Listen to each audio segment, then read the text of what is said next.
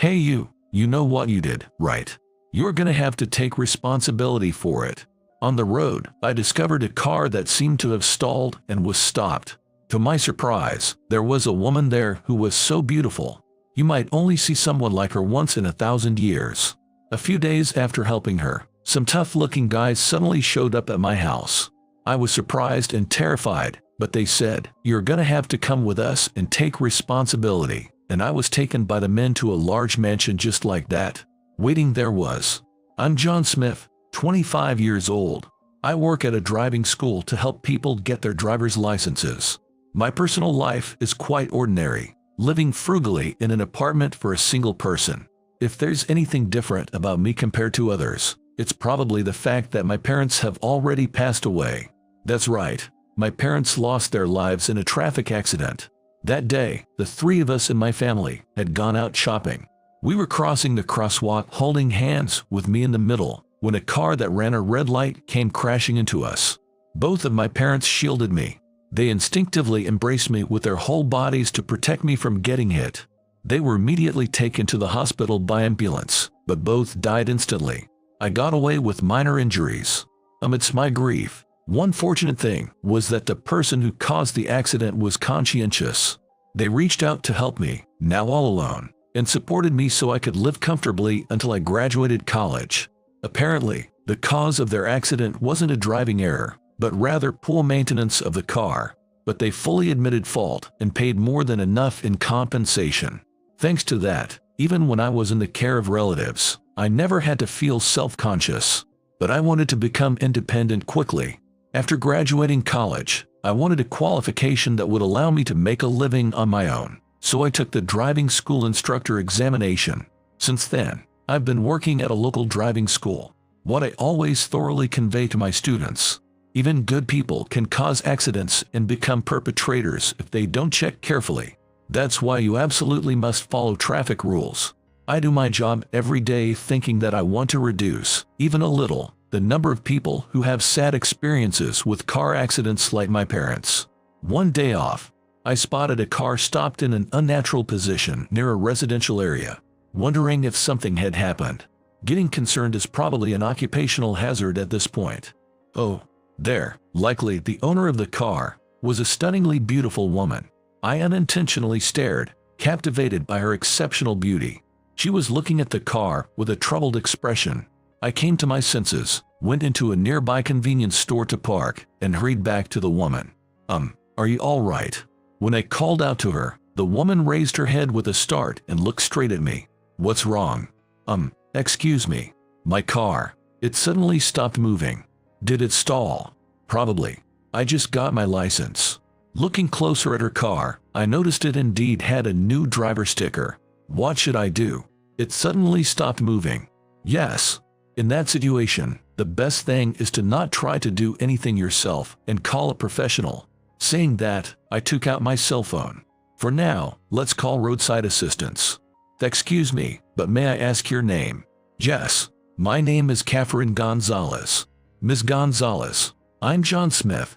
We introduced ourselves and I contacted the roadside assistance service I'm registered with. "I'm sorry. I tried to drive it a few times thinking it might move. It's better not to do that." "Huh? Trying to move a car that is stalled can lead to accidents. You have to press the brakes and such harder than usual for them to work." "Is that so?" Ms. Gonzalez seemed surprised. They should teach this at driving school too, but surprisingly few people remember the detailed information. Basically, if you think your car has broken down, the best thing is to call roadside assistance without hesitation. It's good to save their number in your phone. As I spoke, I told her the roadside assistance number. "You're knowledgeable about this." "I actually work at a driving school." "I see."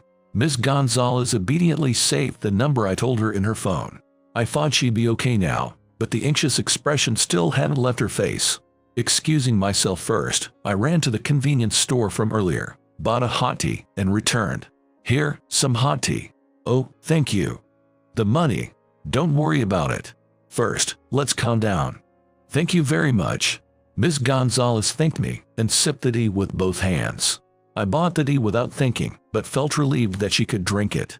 I was anxious, so I'm glad you spoke to me." "No, We all need help sometimes. In my case, it's occupational, but for a beauty like Ms. Gonzalez, men probably call out to her immediately. I might have just been lucky. Until the roadside assistants arrived, I engaged her in light conversation to ease her mood.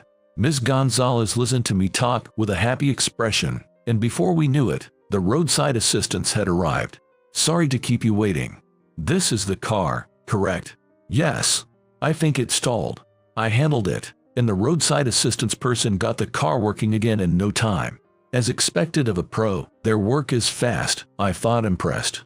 Mr. John Smith. Yes. Thinking it was okay now, I started to leave when she called out to me and I raised my head. Thank you very much.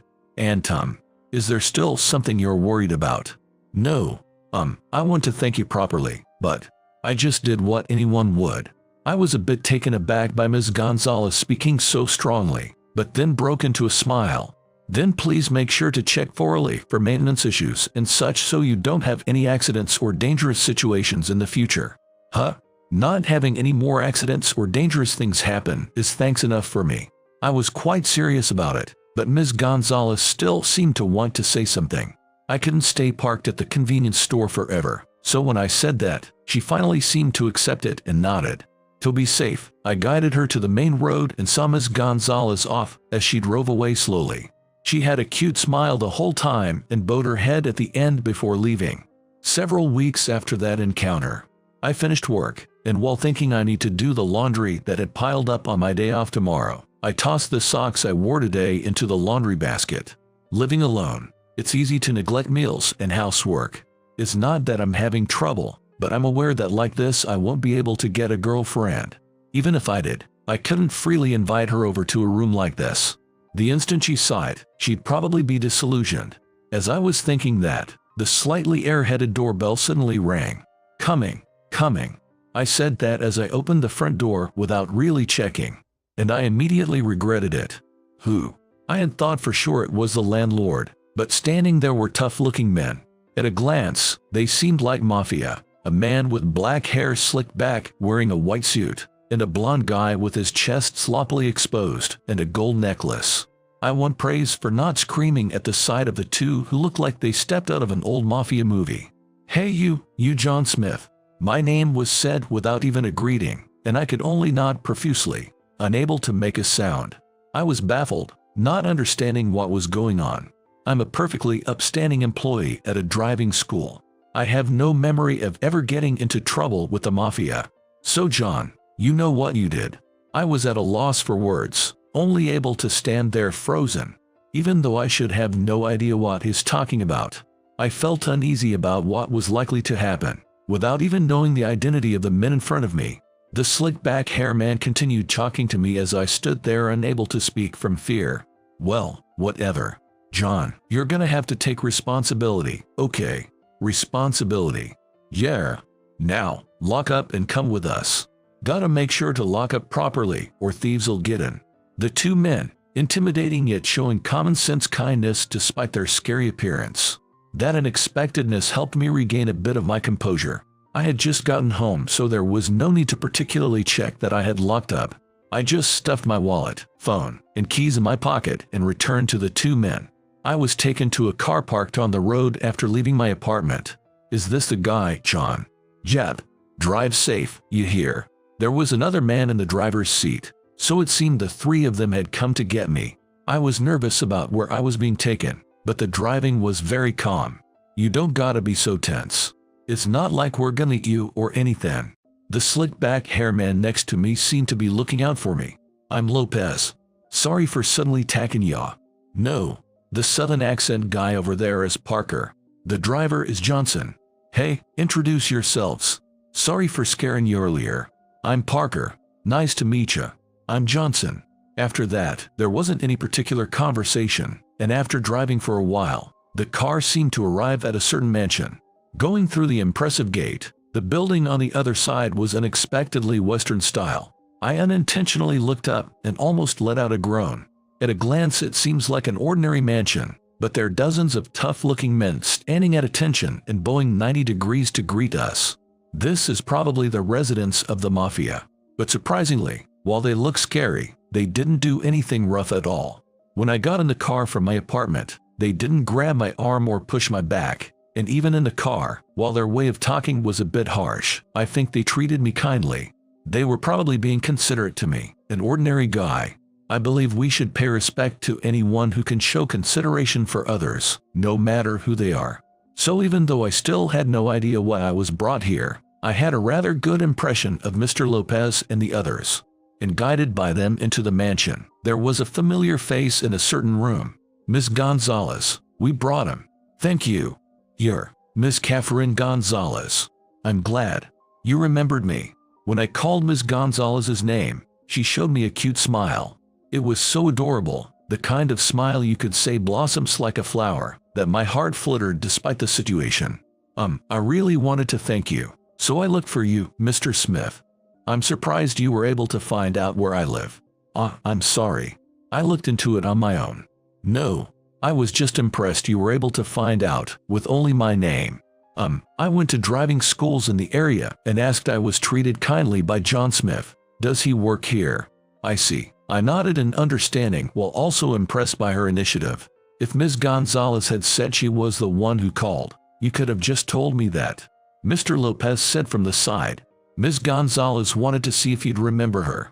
This was probably his way of protecting Ms. Gonzalez. For now, have a seat. Prompted by him, I sat at the table facing Ms. Gonzalez. Mr. Parker, who had guided me earlier, brought tea and snacks. Let me introduce myself again. I'm Catherine Gonzalez. I'm John Smith. Thank you for the formality. As you can see, I'm the daughter of mafia. In stark contrast to when we first met, her expression gradually darkened. The way we invited you may have been rough, but we have absolutely no intention of doing anything to you, Mr. Smith. I swear. I truly just wanted to thank you. I chuckled at Ms. Gonzalez, waving both hands as she spoke. It's okay. I'm not worried about that. Huh? Even if you say mafia, the people here treated me very well. Though I've only interacted with Mr. Lopez, Mr. Parker, and Mr. Johnson. Yes. I was shocked when they suddenly showed up at my door. Honestly, it was scary. It's only natural to get scared, with their stern faces, low voices, and sharp eyes that feel like they're glaring at you. But even though we only exchanged words that one time, I can tell you're a very good person, Ms. Gonzalez. Mr. Smith, like I said before, we all need help sometimes. So please don't worry about it. When I said that with a smile, Ms. Gonzalez's eyes widened for a moment before she suddenly burst into tears. Ms. Gonzalez, Mr. Lopez and Mr. Parker raised their voices in worry. What's wrong? Ms. Gonzalez, are you hurting somewhere? No, that's not it. Ms. Gonzalez shook her head and forced a smile. I'm sorry. Because I'm the daughter of mafia. Everyone at school is always scared of me. Ms. Gonzalez. Ms. Gonzalez smiled while wiping the tears from the corners of her eyes with her fingertips. Seeing her like that made my heart skip a beat again. Normally people would resent the family business of being mafia, or hate friends who get scared just because they're the daughter. But Ms. Gonzalez isn't blaming the people who keep their distance because she's the daughter of mafia. She fully accepts that the existence of mafia is something to be feared. It's just, I haven't been told anything about the family business. It's my father's intention. Saying that, she began talking about her past. This is what I heard from my father. When I was still in my mother's womb, my father, the boss, got caught up in a dispute. The executives of a rival group tried to kill my father. It's a common scene in movies and manga. Rather, dramas often start from scenes like that, but I never imagined it actually happens in the real world. No, I have heard on the TV news about bosses getting injured in mafia disputes, but even those news stories felt like fiction to me. However, Ms. Gonzalez lives in a world where that's reality. To protect my father, the boss, my mother instinctively shielded him. My injured mother was taken to the hospital and had an emergency C-section to give birth to me, but my mother, I felt like I knew how the story ended without hearing the rest. But rather than interrupting halfway and imagining on my own, it might be better to let her get it all out. I waited silently for her to continue. My mother gave birth to me, but then she passed away. She must have experienced a lot of sadness. Her mother lost her life after giving birth to her.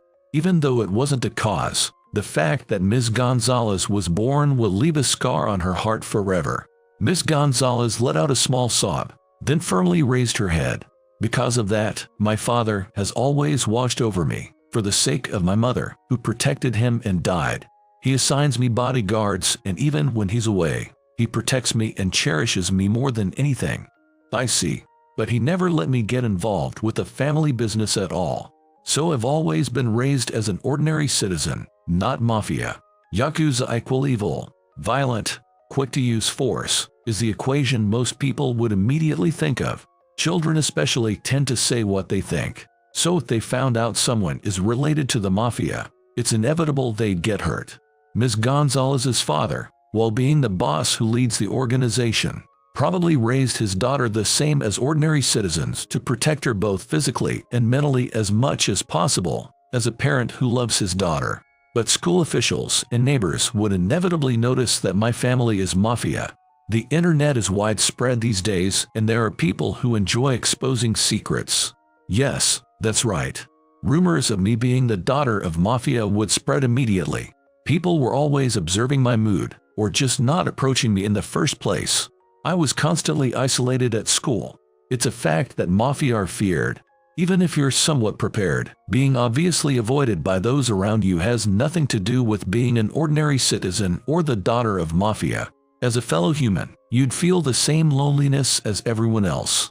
Even if my father doesn't teach me anything, even if I don't know anything, it doesn't change the fact that I'm the daughter of mafia. So you might hate being thanked by the daughter of mafia, Mr. Smith, but as she spoke, I could feel Ms. Gonzalez's voice trembling slightly. She seems to be afraid of me reacting excessively to the fact that she's the daughter of mafia. Ms. Gonzalez. Yes, I would never think something like that. Whether you're the daughter of mafia or not, you're you. That doesn't matter to me. Mr. Smith, I just helped someone who was in trouble. So you really don't have to worry about thanking me. But I already prepared it, so if you don't mind, I'd be happy if you'd accept it. Ms. Gonzalez said that and guided me to another room. I hesitated but couldn't outright refuse what she had prepared, so I followed. In the room we were led to, there were several chefs in white chef's coats. Actually, I have a restaurant I'm partial to, and I called the chefs from that restaurant to cook for us now. Mr. Smith, do you have any preferences? I'm not picky, but wait. I think I just heard something I can't ignore. Huh? You called the chefs? Can you call restaurant chefs to your house? I raised my voice in surprise at the extravagance of calling restaurant chefs to a private home. Seeing my reaction, both Ms. Gonzalez and Mr. Lopez let out a chuckle. You're an unusual guy, Mr. Smith. In a good way, of course. After that, I enjoyed freshly made dishes served by professional chefs. It was completely different from the typical men's cooking of just stir-frying or boiling that I always eat. The delicious food satisfied both my stomach and heart, making me feel happy. Ms. Gonzalez, I'm truly grateful for today. I thought it wasn't good to overstay my welcome and tried to leave the mansion, but was stopped by Mr. Lopez, Mr. Parker, and Mr. Johnson. Hey you, didn't I say you gotta take responsibility? Is this guidance, Lopez? He's pure. Hey John, you really don't know what you did. No good. He don't get it. Hurry up and notice her feelings. They said those things one after another, and I tilted my head, not understanding the meaning. Ms. Gonzalez called out to me there, so I turned around. Ms. Gonzalez asked, her face bright red.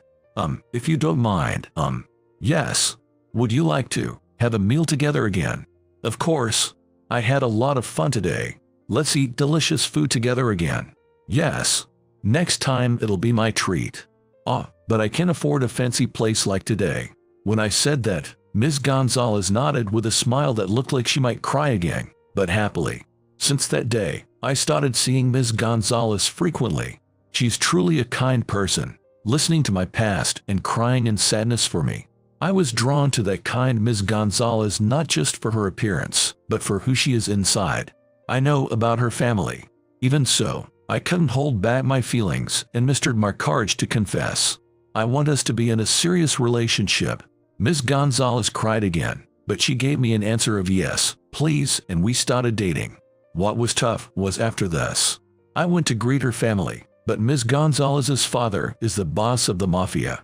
My heart felt like it would explode, but I honestly conveyed my feelings and told him everything I thought. I want to spend my life with your daughter, with Catherine. I don't have parents and I'm not financially well off, but I promise I won't make her unhappy. Please allow me to marry Catherine. It's better not to get involved with the mafia. Huh? It's my last celebration. You said your name is John. Yes. I'm entrusting you with my precious treasure. Don't think about making her happy. Huh? There's no point if you go overboard trying to make her happy and end up unhappy yourself. You two are gonna be happy together. Got it? My father-in-law's words pierced my heart deeply. I replied yes and successfully got permission to marry. And on our wedding day, my father-in-law didn't come to the venue. I knew that would happen, but I could feel Catherine looking a bit lonely next to me. But when I stepped out of the venue, I caught a glimpse of a figure in the distance. When I confirmed who it was, there was my father-in-law, watching us with a happy smile. So he did come. I told Catherine that her father was here, and we bowed together. Holding her hand, I vowed once more that I'd definitely protect Catherine and show that the two of us can be happy. Unfortunately, you're being demoted. Demoted? I was suggested to have a blind date with the daughter of the CEO of one of our company's major clients. However, the day before, I was demoted to a dead-end department. It was harassment from the department head who disliked my performance. There was no way someone in my situation could match up to a CEO's daughter. On the day of the blind date, in front of the beautiful CEO's daughter, with whom I found compatibility, I reluctantly revealed my current difficult situation. I think you better forget about me. I've been demoted. I couldn't continue my words. It was all over. Just when I thought so. But I care about you. With her teary eyes, she took my hand and gently moved closer to me. My name is Liam. Work in sales at an IT company, where I'm also involved in system development. I thrive in the competitive IT industry, leveraging my knowledge and persuasive skills. When I joined a company as a fresh graduate, I wasn't very motivated, but I worked harder than anyone else. Despite my relative youth, my hard work eventually bore fruit, earning me the position of section chief. I found joy in nurturing my subordinates. Life as a company employee was smooth sailing until one day, dark clouds loomed over. Elijah, who joined us from a major competitor, was appointed as the director, holding the same position he had in his previous employment. I was excited to work with such an incredible person, hoping to learn from their experience and expertise gained from another company. Nice to meet you. I'm Liam from the sales department. I'm looking forward to learning from you, Director Elijah. Liam, right. Likewise. I'd be happy if you could teach me about this company. We shook hands firmly, and I was looking forward to our work together, but then an unexpected situation occurred. Liam, about your performance. Director Elijah came all the way to my desk, holding last month's performance report. Sales department first section. My team's performance was top, and I was leading. You've been the top for last month and the month before that too, right?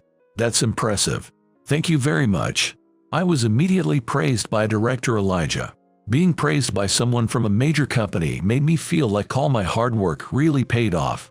Director Elijah continued with a smile towards me. It seems like you're quite favored by our clients. I'd love to learn your tricks. Nothing special, really. Are you passing them money? Or do you have something on them? Excuse me. Money. Blackmail. What is he talking about? Confused by his words, I stood there dumbfounded as Director Elijah twisted his face. Ignoring me. The sales department says sure is high and mighty. No, sorry, I just don't understand what you're implying. Not getting sarcasm now, are we? Impressive for a salesperson anyway.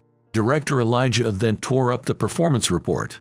Faced with such unbelievable behavior, I began to ask myself whether it was real. Take care of that trash, will you?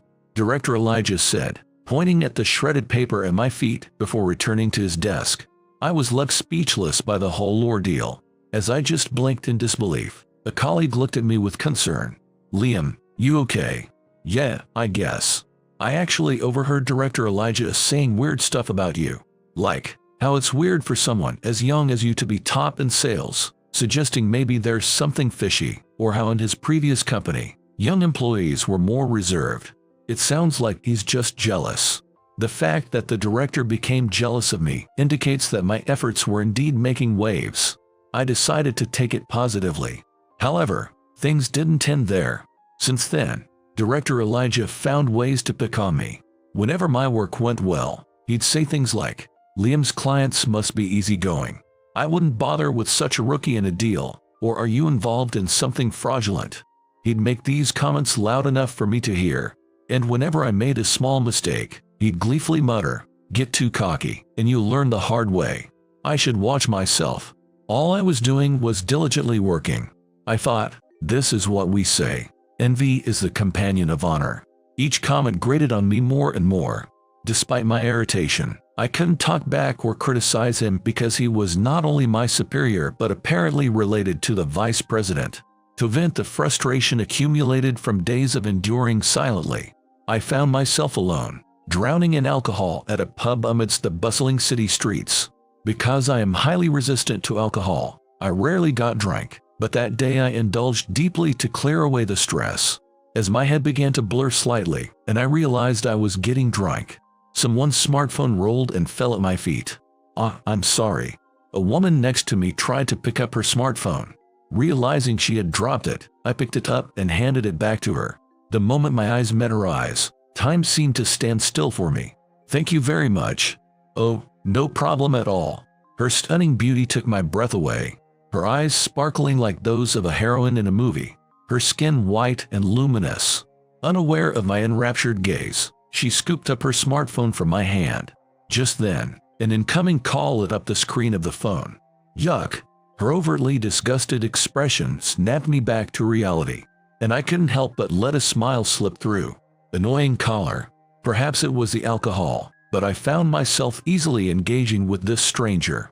She responded without any suspicion. Yes, someone I don't get along with. I could relate all too well, understanding the involuntary grimace at an unwelcome call. To be honest, I had developed stress-related stomach pain due to interpersonal issues. I get that. It's especially annoying when you're trying to forget and relax with a drink.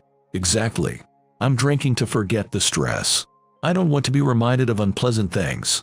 She was voicing my exact sentiments. Director Elijah had just sent me a work email filled with his usual sarcasm minutes ago. I regretted even checking it and ordered another drink. I felt an unspoken kinship with her in that moment. Both of us worn down by relational strains and seeking solace in alcohol. Feeling a sense of camaraderie, I found myself nodding vigorously to her story. Perhaps driven by her own frustrations, she opened up to me, leaning forward eagerly as she shared her thoughts. Conversing with her, I realized I wasn't alone in my struggles. Others around me were dealing with similar issues. This realization lightened my heart a bit. I was grateful to have someone to talk to as I took a good look at her face. Even in profile, she was stunning. Her manner of drinking was picturesque. A financially independent woman of such beauty and approachability. Moreover, she is very friendly. I marveled at my luck in sharing drinks with such an amazing person. With a foggy head, I mused that she doesn't even have any feelings for me, but this seemed like a reward for all my hard work. The next morning, I woke with a slight headache. Right, I had gone out to drink away the stress last night. I had hit it off with a beautiful woman, vented frustrations together, and then, what happened after that? Waking up, I looked around and realized I wasn't at my home. It seemed to be a chap hotel. Had I been unable to make it home and decided to stay at a nearby hotel? Moreover, the room was too large for just one person. Had I drunk to the extent that I lost track of how many people were with me? My gaze froze as it landed on another bed in the room. A woman was sleeping there. Huh? I rubbed my eyes and looked again. It wasn't an illusion. There indeed was a woman sleeping in one of the beds. The same person I had been drinking with from the middle of last night. In a panic, I checked us both. We were properly dressed in the hotel's rental pajamas and sleeping in separate beds. Still, just to be sure, I decided to wake her up. "Excuse me, please wake up." The woman slowly opened her eyes, looked at me with sleepy eyes, and then glanced around the room. She then politely said, "Good morning." She didn't seem panicked at all. "Do you remember how we got here?" I asked. "Yes, you were quite drunk. and it seemed impossible to get you into a taxi, so we ended up at this hotel near the bar. I was pretty drunk too, so I guess I didn't think much of it and just booked the same room," she said with a wry smile. "I was worried we might have done something regrettable, but it seemed unnecessary. I'm sorry for the trouble. I'll pay for the room," I insisted. "No, I was the one who invited you, and you listened to me all night," she protested. "Still, it's embarrassing to have made you take care of me, and I feel quite guilty." I ended up insisting on paying. After seeing her off to the station as she was going home, I headed to work, reflecting on the incredible night I had. It felt surreal, like a dream, to have shared a room with such a beautiful woman. Lost in these thoughts, I arrived at work only to be immediately summoned by the CEO. Being summoned by the CEO without any clue of what I could have possibly done, I couldn't help but nervously wonder if someone had seen me walking with a woman last night. However, the actual reason for the summons was entirely unexpected. "And marriage proposal?" I exclaimed in disbelief. "Yes, they asked if we had any good men," explained the CEO. Apparently, the CEO of a major client, who is a close friend of our CEO, is hunting for a groom for his only daughter. Since our CEO doesn't have a son, he decided to choose from his employees based on merit and experience rather than selecting from his own relatives or acquaintances, leading to my selection. "Liam, you're well regarded by your peers and top in sales. The management rates you highly for the future, if you're interested, that is." "Thank you. I'd be honored," I responded. Honestly, marriage wasn't on my mind, nor did I have a girlfriend. Still, being selected for this arranged marriage felt like an indirect acknowledgement of my potential to lead the company in the future. I was elated. However, the news quickly spread throughout the company, and as expected, Director Elijah couldn't resist taking jabs at me. He purposely sat in front of me in the cafeteria, dripping with sarcasm. "Choosing such an unreliable employee. What is the CEO thinking?" Director Elijah didn't bother hiding his animosity towards me anymore. I tried to ignore Director Elijah, but he just wouldn't stop talking. "You're 35, right? I have a son the same age, but everything about him is different. He's good-looking, smart, wealthy. He's reliable and a son to be proud of. My son could definitely make a successful marriage match, far more suitable for that company's daughter than Liam could ever be. You were only chosen because my son isn't here, and you're just lucky to be employed at this company. Don't get it twisted. You wouldn't be of any use at another company." After bragging about his son and attacking my self-esteem, Director Elijah left having said his piece. Unable to enjoy my meal, I decided to focus on choosing an outfit for the big day happening in a week. And a week later on Friday. As the day approached, I couldn't shake off the nervousness, even at work. Then, I was called in by the Human Resources Director. "Liam, I hear you've been harassing Director Elijah." "What?" I stammered, taken aback by such an absurd accusation. The HR Director continued speaking to me. "You've been ignoring Director Elijah's words or acting coldly towards him, haven't you? That's a baseless accusation. That was Director Elijah harassing me. Don't make excuses. You're not a child. I've also heard you've been obstructing Director Elijah's work." "I did no such thing. Director Elijah has submitted evidence," he said while showing me several printed email screens. The content suggested I was bullying Director Elijah because he was new, acting superior, and giving orders.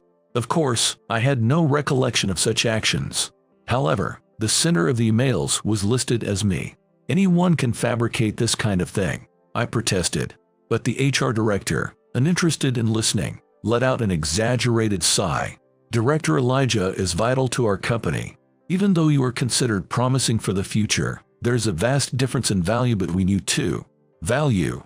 I had never thought I would be told there's a difference in value among employees. Besides, she doesn't even want to listen to me. Wait. Director Elijah in the first place. If you obstruct Director Elijah, you'll be demoted. Demoted? I recalled the HR Director and Director Elijah were close. Rumor had it they once worked together. Could this be another form of harassment from Director Elijah? No matter how good your performance is, disrupting the team's harmony is unacceptable. For everyone's comfort at work, you'll be moved out of the sales department. My protests were futile. It seemed predetermined. My seat was moved, and all my work was handed over to Director Elijah. who claimed I'm doing you a favor by covering for you. There were times he said it was ridiculous for me to handle certain accounts. He must be pleased to take over. Moreover, he added, with your record, your matchmaking meeting will surely fail. It's bound to be called off. Likely, he fabricated those harassing emails in anticipation of this. I was completely set up, stripped of all my responsibilities. I was transferred to what's essentially a miscellaneous department, tasked only with forwarding calls and cleaning within the office. It was a clear message. We have no real work for you. Everyone transferred to that department is said to leave within 6 months. I felt anxious about my future, not knowing what to do, and spent sleepless nights. Despite my efforts to work hard, it's unfair to be treated this way by someone who finds no joy in others' success. It's simply unreasonable.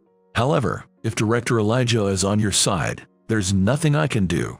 Since there's no decent job available, it's impossible to put in more effort and get promoted. My colleagues, perhaps thinking they'd get on Director Elijah's bad side by associating with me, started avoiding any unnecessary contact. What should I do? Liam. Oh yes. Are you all right? You seem nervous. Yeah, somewhat. In front of a large traditional restaurant, the CEO looks into my eyes. Right. I'm here for a matchmaking meeting. Given the situation, it seems the CEO is unaware of my demotion. Given it's a large company, it's understandable that not everyone can keep up with HR's movements. Should I take my case directly to the CEO? No. Director Elijah will likely try to pin the blame on me and curry favor with the CEO. If I get demoted, this marriage proposal will surely be called off. I need to speak to the CEO before it's too late. CEO, actually, we're here. Oh, yes. Before I knew it, while hesitating, we were led into a private room. The other party was already waiting. The woman looking at me was more beautiful and radiant than the photos I had seen beforehand. Dressed in an elegant dress, she greeted me with a demure smile. I nodded in response and took my seat opposite her as the introductions began. I'm Liam. I'm Amelia. Huh? Lifting my head at a voice I thought I recognized, I took a closer look at Amelia.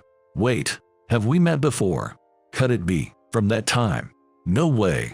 Amelia's question made me certain. She was the woman who ended up sitting next to me at a bar and took care of me at a hotel. I hadn't asked for her name, and I couldn't recognize her because she looked so different in her suit back then. We both froze, our eyes wide open, unable to speak. Seeing this, the CEO and Amelia's father were delighted. What? You know each other? Amelia has been all about work for a while, putting love on the back burner. There wasn't a hint of any man in her life, to the point where I wondered if she disliked men altogether. If there was someone you got along with, you should have said something earlier. Oh, well. Amelia's father smirked as she fumbled for words. It would be intrusive for us to stay here. Yes.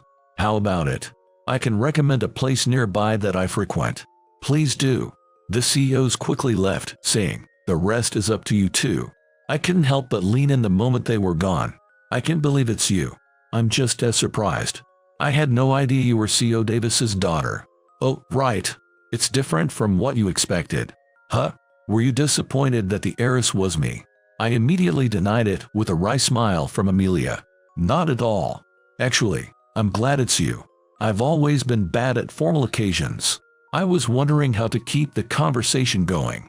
Amelia seemed a bit surprised but then smiled, relaxed her posture from sitting formally, and loosened up a bit.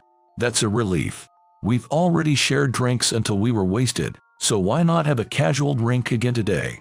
That sounds good. It's on my dad, so feel free to drink as much as you like. Between the courses that had been ordered in advance, we kept ordering drinks, though of course, we were trying to keep it moderate this time. Do you work at your father's company, Amelia? Yes, that's right. He's talking about wanting me to be the next CEO or something, but I find that idea outdated and unpleasant. I wish he'd see my capabilities, not just because I'm his daughter. That's quite a big conversation. But if Amelia weren't competent, he wouldn't even consider such a thing. I hope so. And you, Liam, working at System Cherry Inc., that's impressive too. Being in sales at such a big company.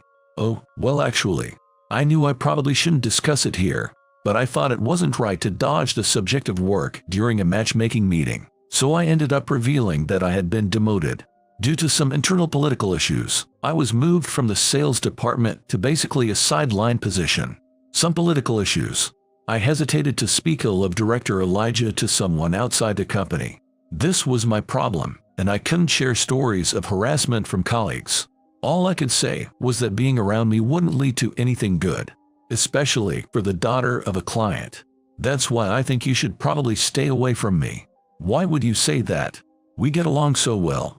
I don't want to talk about social standing, but if it got out that the CEO's daughter was engaged to someone in a sideline position, I just couldn't bear the thought of causing trouble for you, Amelia. It's not a bother. I can handle it. This isn't a normal marriage. People won't accept it. I plan to explain the situation to our CEO later. Then, this matchmaking will surely be called off. So, please, think of me not as a potential match, but as a friend to grab drinks with. But, please understand, I'm saying this because I care about Amelia. I still care about you, Liam. Amelia's expression darkened. However, she held back any further expression of sadness, and like that night, we shared drink again. I made excuses about public perception and all that, but in the end, it was all my fault. I had wronged her.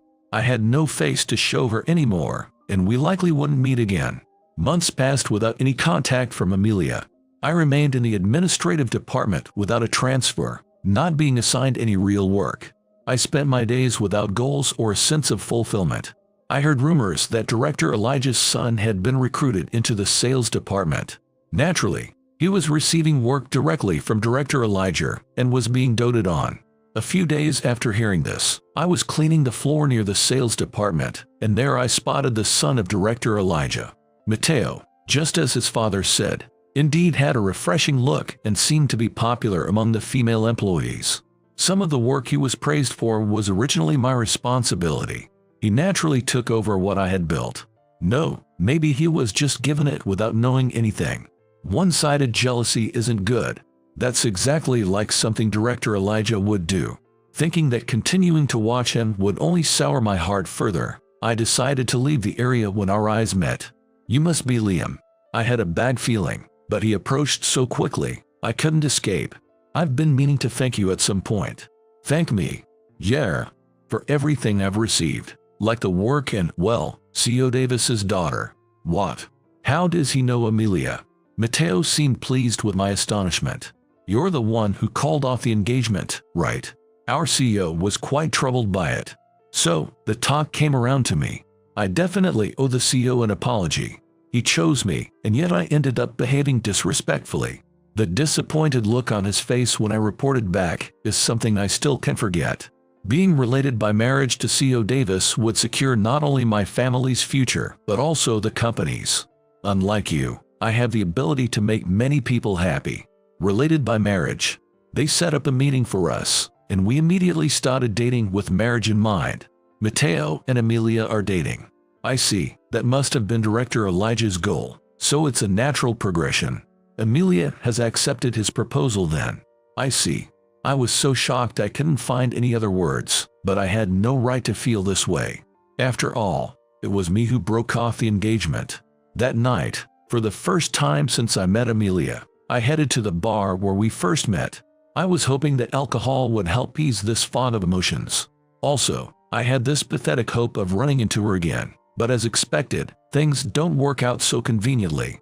I stayed at the bar until the date changed, but of course, I didn't run into Amelia. Today, I made my way home with steady steps.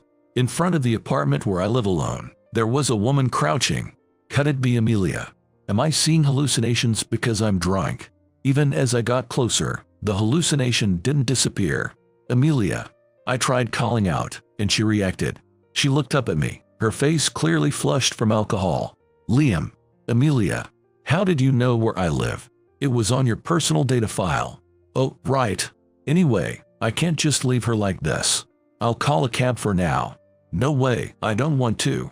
Since I'm already here, let's drink together. Please let me into your house. My tipsy mood completely vanished. Despite having a boyfriend, what is she saying? Please be reasonable. I just can't allow a woman who is about to get married to enter a man's house. Liam, you're so serious, huh? But if it's with you, Liam, I thought it might be okay. What are you saying? Even if she's drunk, that's too much to say. In any other place, such a mistake wouldn't be surprising. Seeing me clearly flustered, Amelia laughed heartily.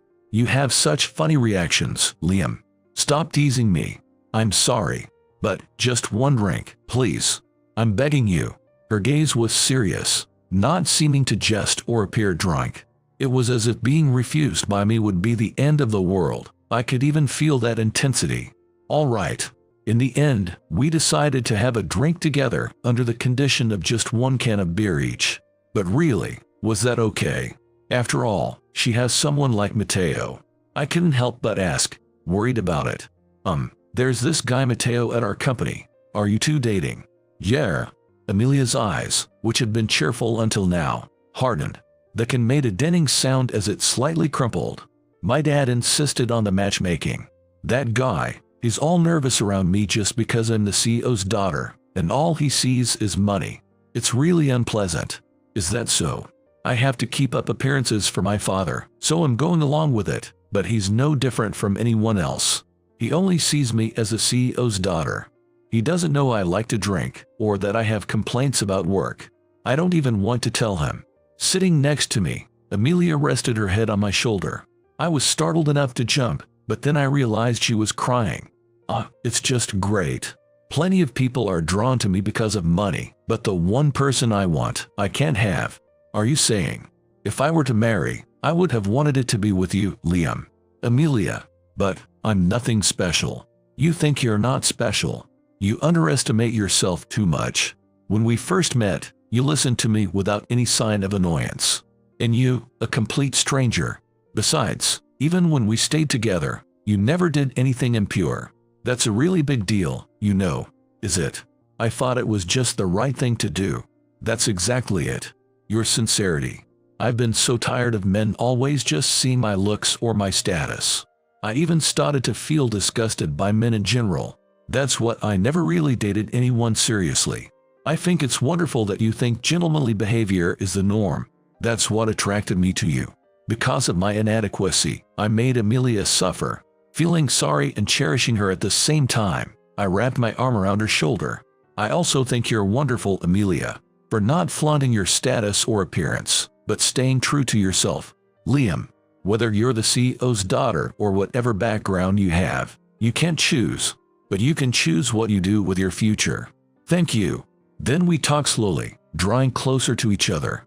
Before we knew it, it was morning, and we seemed to have fallen asleep leaning on each other. Watching Amelia sleep peacefully, I made a decision.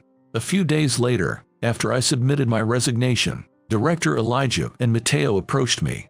Their smug faces were identical. Finally quitting. Oh, it'll be refreshing not to have dead weight around. I don't know how you lasted this long. I couldn't have done it. They were the same as always, but I didn't feel as uncomfortable as before. Then, the CEO himself came over to us. Liam, thank you for your dedication. It's sad to see you leaving, but I'm sure you'll find success over there. Thank you, CEO, for everything. Over there.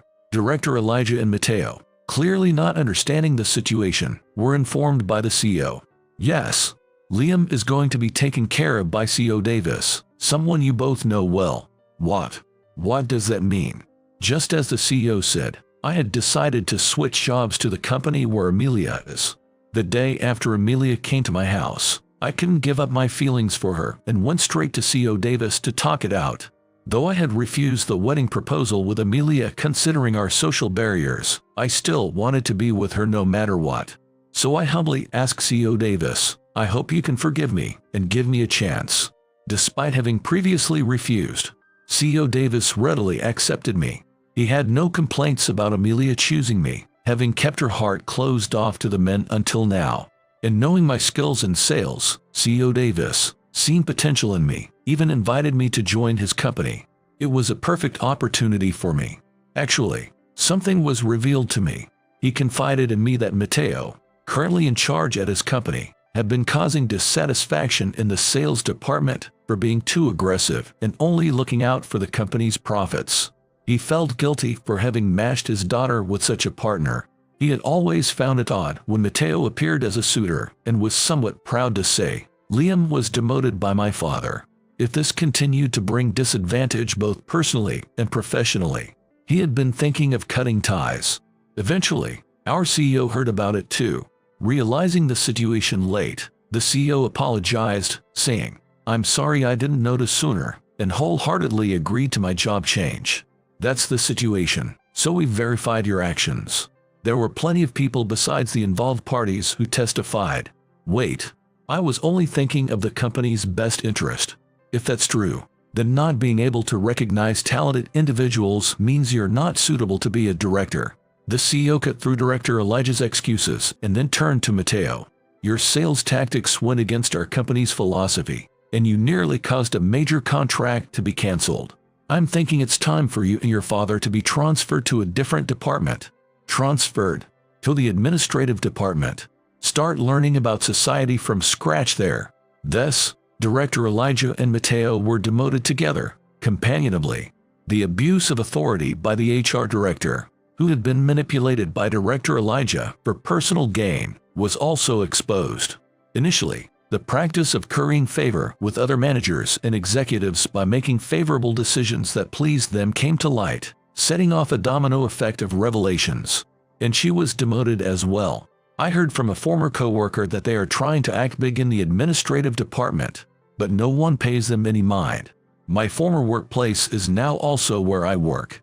It took time to rebuild better relations, but thinking of those who accepted me makes me strive harder.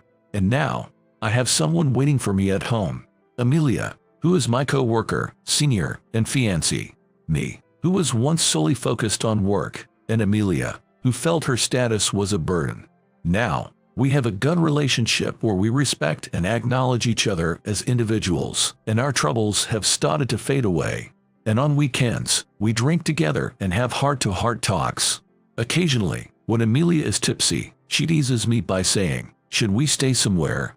You know, like a continuation of that time, how about it?" Leaving me flustered.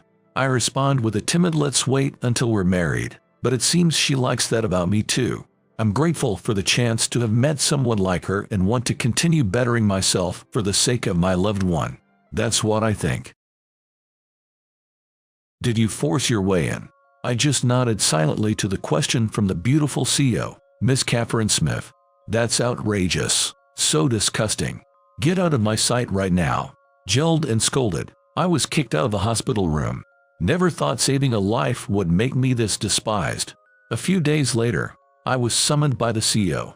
As I entered her office, there she was, Catherine, glaring at me from her seat.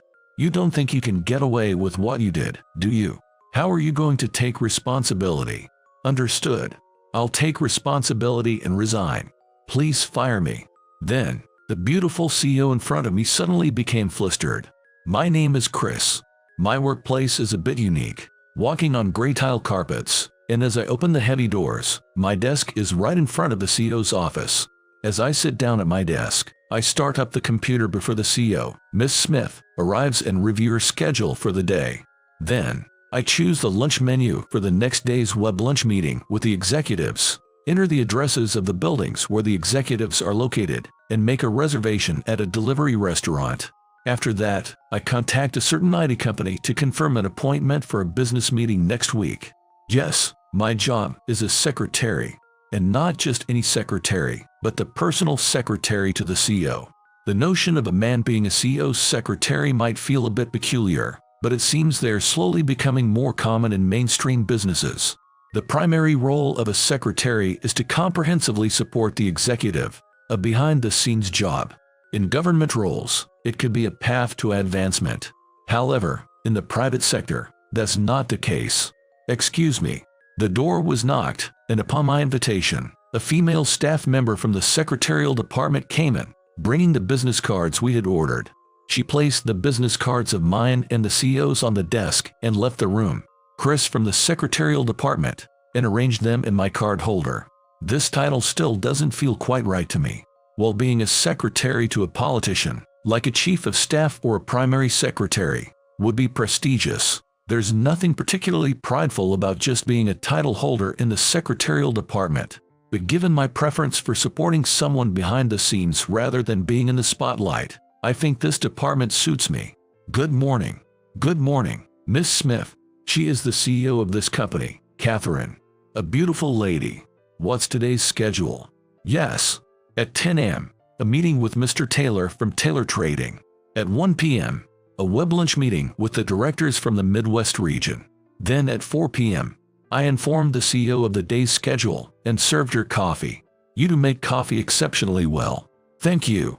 Her small snide remarks like that were expected. I already knew her personality well. I returned to my desk and started working on the presentation materials for the event happening over the weekend, where the CEO, Catherine, would be speaking. As a child, I, Chris, preferred staying indoors, playing with drawing or pretend games with the neighborhood girls, rather than playing outside. My father wanted to play catch or soccer with me, but I enjoyed baking and cooking with my mother more, and I remember my father being disappointed. Being reserved by nature, I wasn't very noticeable and often took on chores or tasks that others disliked without complaining. Whenever my classmates asked, due to my reliable nature, I always completed tasks asked by teachers and requests from classmates meticulously, making me someone others depended on. In high school, I unknowingly honed my observational skills, foreseeing potential troubles by watching my classmates, offering advice to those likely to encounter problems, and listening to girls' concerns. By graduation, I seem to have developed a reputation for being thoughtful and kind. Chris, you're in fairly good with female skills. If you were a girl, I'd definitely marry you. Such comments from my peers in my teens led me to strive for being unnoticeably reliable. But that was just a facade. The real me isn't that nice of a guy. Playing the good guy was all for my benefit. I never genuinely thought about doing anything for others. In middle school, I realized that gaining trust by playing the good guy was beneficial for me. Thanks to that, I avoided harassment from classmates and earned high marks from teachers. Even when the class couldn't reach a consensus, eventually, it was my opinion that would prevail. All that was in my mind was such calculation.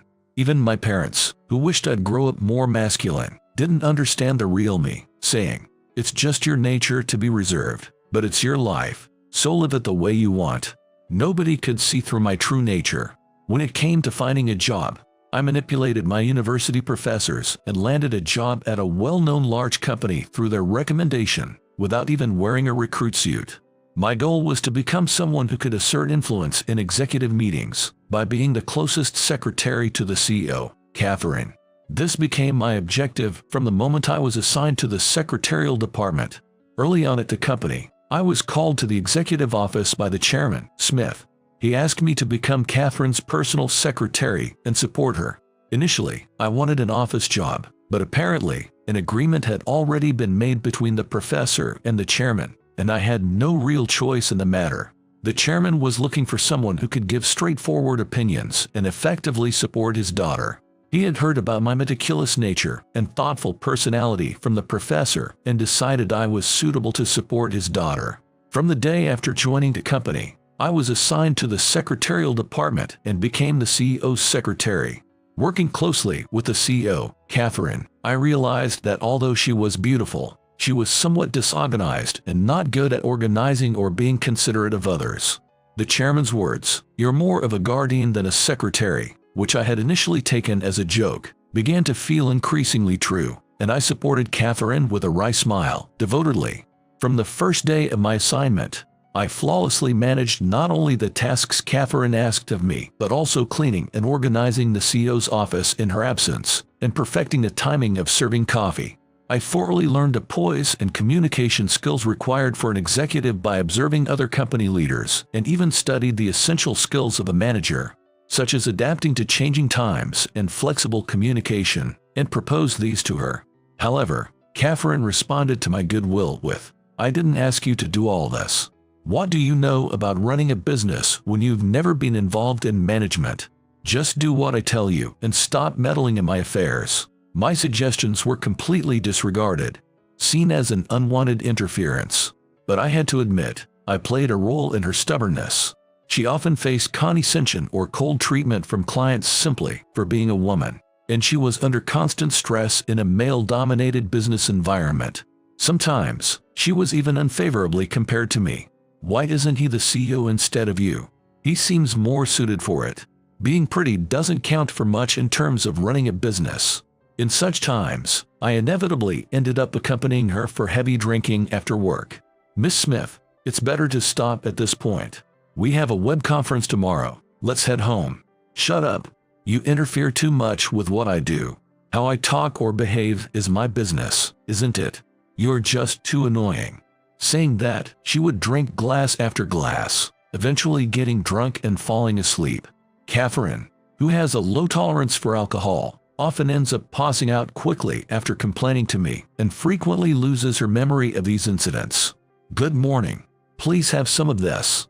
The day after heavy drinking, I always placed a bowl of chicken soup on Catherine's desk. This is the best cure for a hangover. Catherine slowly brought the steaming bowl to her lips, sipping it little by little. Delicious. Seeing her calm down, I started my work for the day. Since I often served her chicken soup after heavy drinking sessions, gradually Catherine's day began with either chicken soup or coffee prepared by me. However, the stress of being a CEO seemed to be mounting. The frequency of her heavy drinking increased, and each time, I took care of her and advised her to abstain from alcohol. But no matter how much I urged her to not overdrink, she never really listened. You're too presumptuous for a secretary. What I drink is none of your business. You're being annoying, constantly nagging. Then, there was a time when a client's CEO compared her to the former chairman, criticizing Catherine's vision for management. That evening, as usual, I accompanied her for drinks, but her level of dejection was deeper than ever before. She leaned against the wall, looking down. Seeing her so downcast was very hard for me too, but while I was searching for words to comfort her, it seemed she had already been overwhelmed by the alcohol. As expected, she started feeling sick midway and passed out in the restroom, so I had no choice but to bring her to my house. The next morning, when Catherine woke up and realized she was in my room, she panicked. Ouch, my head hurts. Why am I in your room? Did you, by any chance? Saying that, she began checking her clothes. Miss Smith, you passed out, so I let you sleep in my bed. Don't worry, nothing happened. Your jacket is hanging over there on the hanger. Is that so? Then I let her take a shower, and during that time, I prepared breakfast. It feels strange, having breakfast with a you. Here, your usual chicken soup. But she seemed different from her usual self, lacking energy.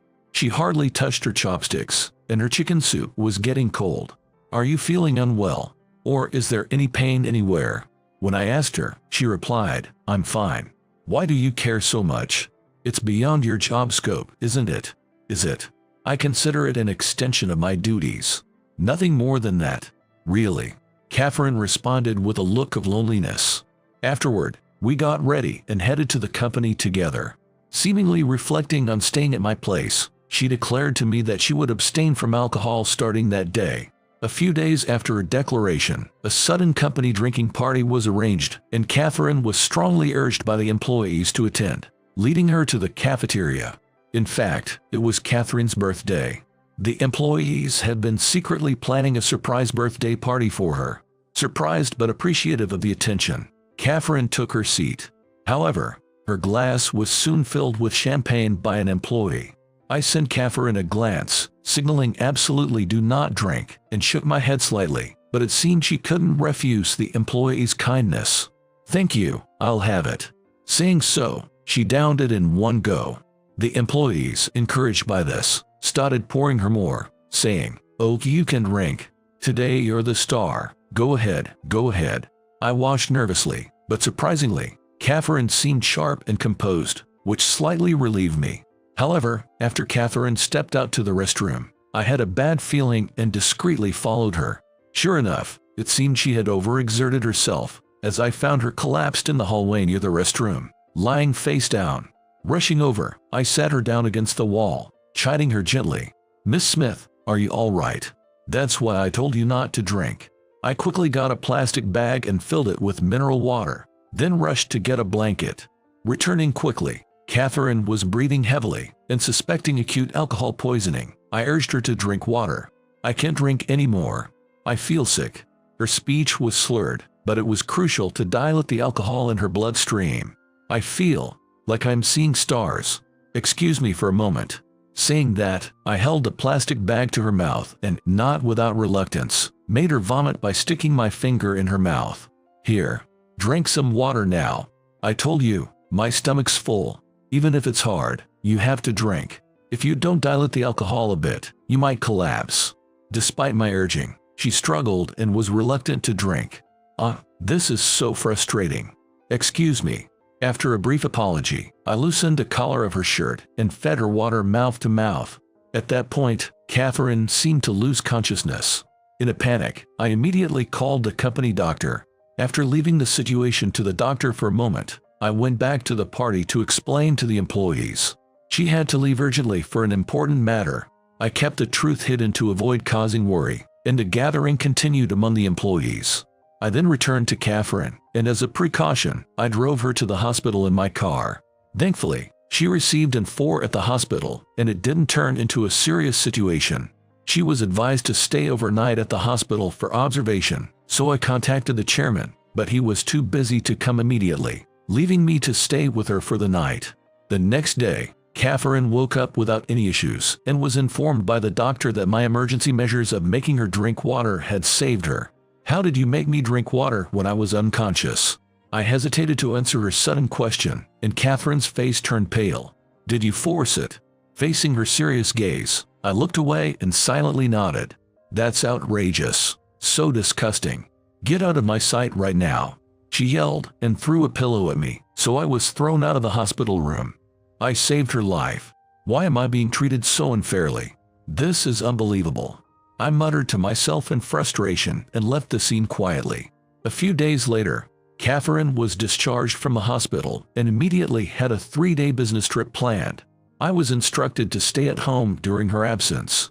That executive prefers a simpler bento over this menu, and you should book this popular restaurant 3 days in advance. Thank you. Chris, you really know everything, don't you? 3 days later, while Catherine was still away, I supported the female staff in the secretarial department. In the afternoon, I was called to the CEO's office and opened the door, to find Catherine waiting for me with an angry expression. Standing in front of the CEO's desk, I asked with a firm tone, "What can I do for you?" After a moment of silence, Catherine spoke up. "You don't think you can get away with what you did, do you? How are you going to take responsibility? I acted to save your life due to the risk of acute alcohol poisoning. It was your excessive drinking that caused the situation in the first place, despite my warnings," I replied, slightly irritated. Catherine's face turned red with anger. "Still, you don't forcibly feed water mouth to mouth to an unconscious woman. That's the worst." Accused of being the worst, I strongly defended myself. "Just for the record, supporting you is my job. Protecting the CEO's life is part of my duties. There was no other way to make you drink water. Can you swear that on your life? Only you know what's in your heart.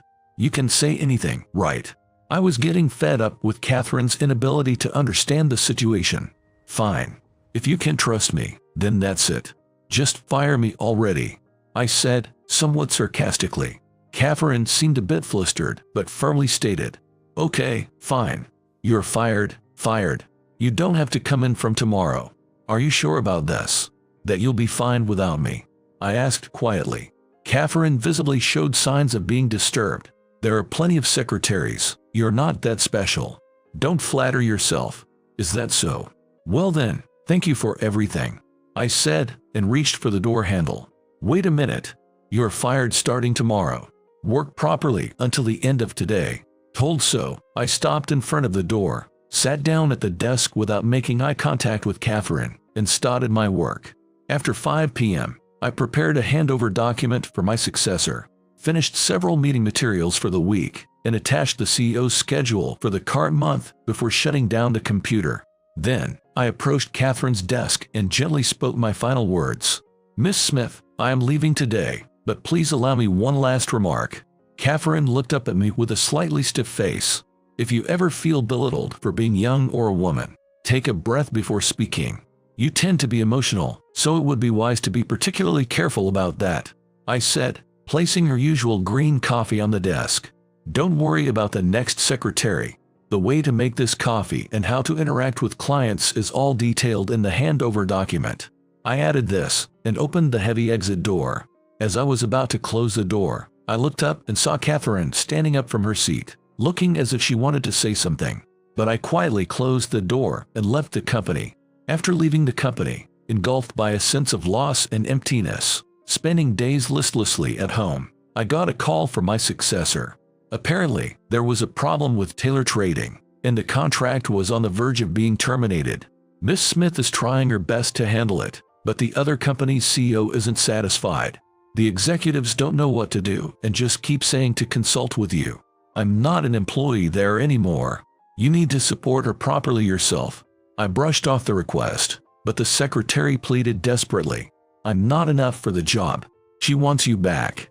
She keeps looking at the coffee cup you gave her, looking so lonely. I think she's reminiscing about you. I listened in silence to the secretary's story. She's going to entertain the other company's CEO alone as per their request. I don't know what to do as her secretary. However, I cut off the secretary's rambling call and lay down on the sofa. What happens to her is no longer my concern. We have no connection anymore. That's right, no connection. As I lay in bed and closed my eyes, the image of Catherine earnestly trying her best came to mind. Being underestimated and treated like a child, she struggled against clients trying to make convenient deals for themselves. What's this feeling? I wasn't supposed to be working for her sake, but somehow I found myself constantly thinking about Catherine. Taylor Trading, huh? Wait a minute. That CEO, I see what's happening. I called the secretary back, asked about the date and time of the entertainment, and made some preparations. On the day of the entertainment, I found myself at a certain ryokan. It's a hidden gem, quietly nestled in the remote mountains, a place I've used several times for entertainment before. I timed my entrance just right and walked in. Recognizing the familiar face of the proprietor, I nodded, and he guided me to a specific room. As I arrived at the room and let the proprietor leave, I slowly slid open the door. Inside, as expected, a drunken Catherine, unable to stand on her own, was being supported by Taylor Trading's CEO. What the? You? Hi, long time no see. I'm Chris. What are you doing here? Today's meeting is supposed to be without outsiders. The flushed and drunk CEO of Taylor Trading shouted, his face turning even redder with anger. Miss Smith is too drunk to negotiate properly. I've brought someone else in, scoffed. As I said this, I brought in two people, the chairman of Taylor Trading and Mike Smith, Catherine's father. Both frowned as they looked down at the CEO of Taylor Trading. Sir. And Mr. Smith. Dad. Catherine, appearing barely conscious, watched as Mr. Smith approached with a smile. I apologize for showing such an untidy state of our top executive. Thank you for taking care of her. While his tone was gentle, Mr. Smith's face was stern, his brow furrowed, glaring at the CEO of Taylor Trading. Oh, well, she seemed a bit unsteady from drinking too much. The CEO of Taylor Trading stuttered, obviously panicked. Then, the chairman of Taylor Trading rebuked him. This is a disgrace, and left the room, saying he would contact them later. Left in the room, the three of us were silent until Mr. Smith broke the ice. It's a shame to display such an unseemly sight as a business leader. I'm sorry. I couldn't refuse the drinks offered to me. With the CEO gone and the tension lifted, Catherine slumped against the wall and sat down. That CEO had his eye on Miss Smith for a while, waiting for an opportunity. He used this incident to his advantage, I explained. Catherine seemed regretful, realizing how easily she had been manipulated, her head hanging low. But she was safe, and that was what mattered to me. I decided it was time to leave. I'll take my leave now. As I was about to exit the room, Catherine called out to me. Wait a minute. I still have something to say. Hearing her voice from behind, I stopped and turned around to see Catherine, struggling to sit upright. Thank you for today. You're allowed to return to the company. Please resume your duties as my secretary. No, I'd rather not. What? Why? I'm saying you can come back. I finally let out my pent-up feelings. I've always supported you as a manager, more than a typical secretary would. But you never really listened to what I had to say. Catherine, sitting earnestly, listened to my words.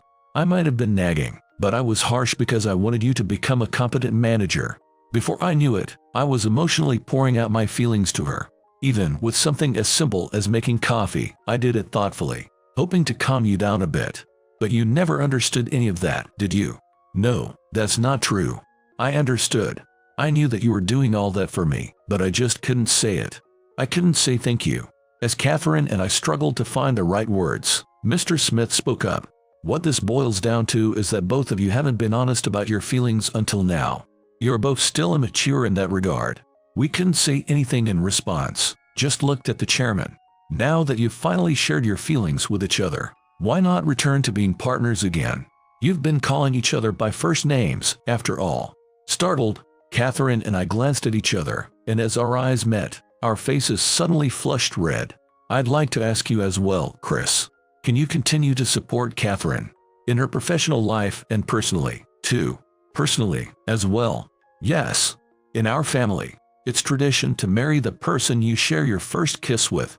Wouldn't it be disrespectful to our ancestors if I made an exception now? Hearing Mr. Smith's implication, I was taken aback. Or do you find Catherine unsuitable for you? The chairman's gaze intensified as he pressed me for an answer. No, I think she's wonderful, but our backgrounds are different, and I'm not sure if I'm the right match for her. I hesitated, but then Catherine interjected. Looks and family background don't matter. I want Chris by my side. Catherine looked up at me, her eyes seemingly glistening with coffeers. See, Catherine says so too. Will you continue to support her? She's been quite down since you left. She needs someone reliable like you. But the chairman's request was because I was her first kiss. As I pondered, unable to decide, the chairman suddenly realized something. Oh, don't worry about our family tradition. That's all in the past now. It doesn't apply anymore. Oh, that's not what I meant. I turned to face Catherine and asked her gently, Are you sure about me, Miss Smith? Sitting beside her, I posed the question softly. She quietly nodded in affirmation. Well then, I'm counting on you, Chris, said the chairman with a smile before leaving the room. Left alone, Catherine and I shared an awkward laugh, a bit embarrassed by the situation. Miss Smith, you have a call from the executive at Taylor Trading. What should I tell them? Tell them I'll call back in 30 minutes. Understood. Back in my role as the executive secretary, I found myself in familiar territory. Taylor Trading had appointed a new CEO, a British woman brought in from outside. There was a meeting planned for the next day, where the chairman of Taylor Trading wanted to introduce the new CEO and apologize for the previous incident. I had requested to continue as Catherine's personal secretary, not for the sake of gaining influence within the company, but for a different purpose. I'll make sure to listen to your advice more closely from now on. But please, don't be too harsh. No need, you've grown enough as a manager. I don't have anything to advise you on anymore. Then why did you ask to continue as my personal secretary? Catherine asked, blinking in surprise. Well, I thought it necessary to keep an eye out in case any unsavory characters approach you at work. That sounds like a good enough reason to me. I'm glad you're really thinking about me. Hey, since we're alone, call me by my first name, not as Miss Smith. Catherine, who had never allowed herself to be dependent on anyone, started to lean on me more since we began our relationship. In the office, we need to maintain professionalism, so behave yourself, okay? I chided her lightly. All right, I get it. But you have to make me chicken soup every morning, or I won't be happy. Catherine, who had transformed into such a straightforward person, was somehow a bit intimidating to me. However, as she wrapped her arms around my neck from behind, I firmly resolved to continue supporting her wholeheartedly. Your job is something my elite employees could do with ease. The CEO's voice echoed loudly throughout the factory. For the past 10 years, I had been working desperately for this company. Despite that, the CEO kept making sarcastic remarks to me. I was exhausted by his attitude. I no longer cared what happened. I decided to quit the company, which was tantamount to being fired. My name is Ethan, and I'm 28 years old. After graduating from a technical high school, I started working at a factory of a subcontractor for a major manufacturer. I didn't have anything in particular I wanted to do, so I didn't go to college and just worked without much thought. However, an event occurred that changed my destiny, and I began working desperately. That life-changing event was getting married. I had been dating Catherine for a while, and we got married when I was 24. We were soon blessed with a child. I thought I had to do my best as a husband and father, so I started working hard at my job. Catherine, who was a housewife, would make delicious meals and wait for me, cherishing her growing belly. We spent blissfully happy days that were almost scary. The baby in your belly is a girl. She'll be so cute. I can't wait to meet her. A girl. I won't want to give her away in marriage. You're thinking too far ahead. Catherine smiled at me gently. We believed this happiness would continue forever, but tragedy struck us suddenly. It was sudden.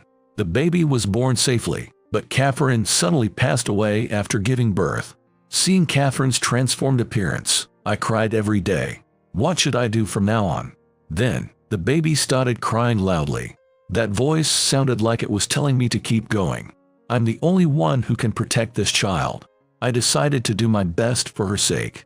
I named the baby Olivia, taking part of Catherine's name. I decided to leave Olivia with my mother while I worked, and she took care of Olivia without a single complaint. For this child's sake, don't overdo it. You're the only parent she has. My mother always said that and happily took care of Olivia. Weekdays were busy with work, and I often worked from early morning until late at night. Because of that, it was difficult to secure time to play with Olivia, but I used my days off for her. It was my first time raising a child, but Olivia's growth brought me immense joy. 4 years passed, and Olivia entered kindergarten. Her atmosphere and appearance somewhat resembled Catherine's. It was as if I was seeing Catherine through Olivia. I started going to work at the factory after dropping Olivia off at kindergarten. I couldn't make it in time to pick her up, so I relied on my mother's help. But I was very happy to have time to be involved with Olivia, even if just a little.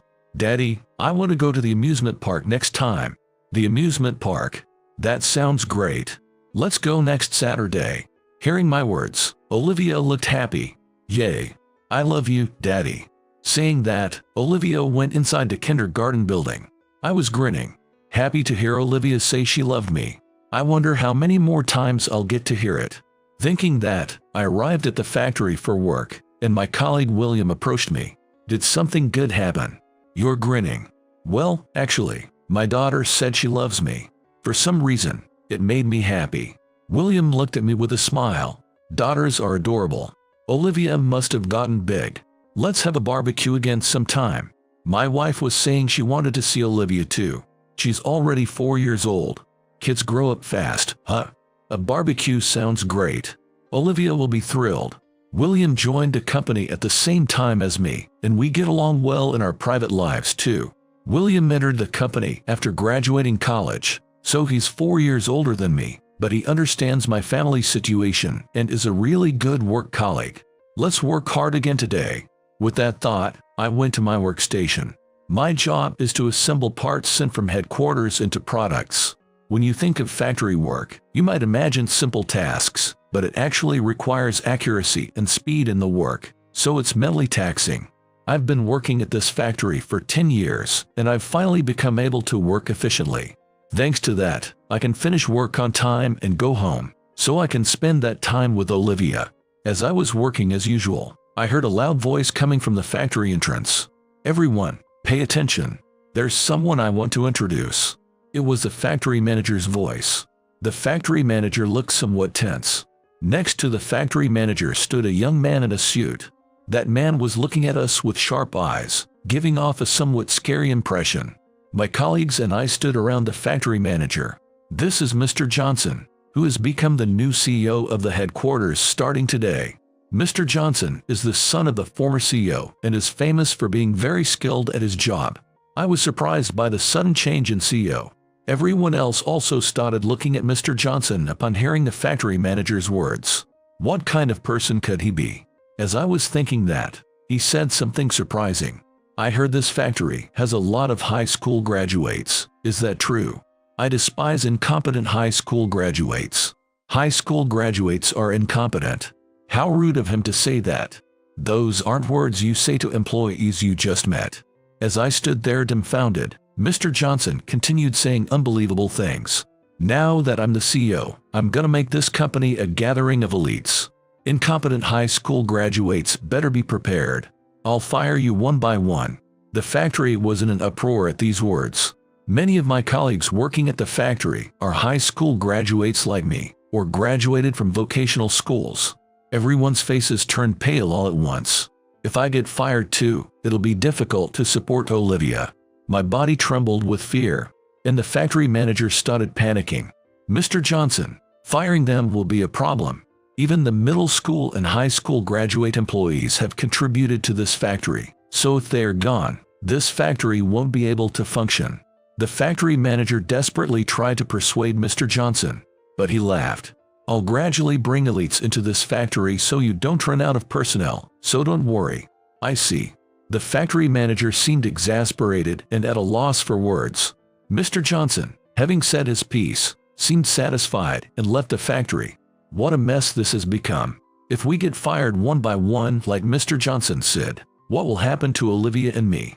I'm not the only one feeling anxious. The factory has fallen into a panic.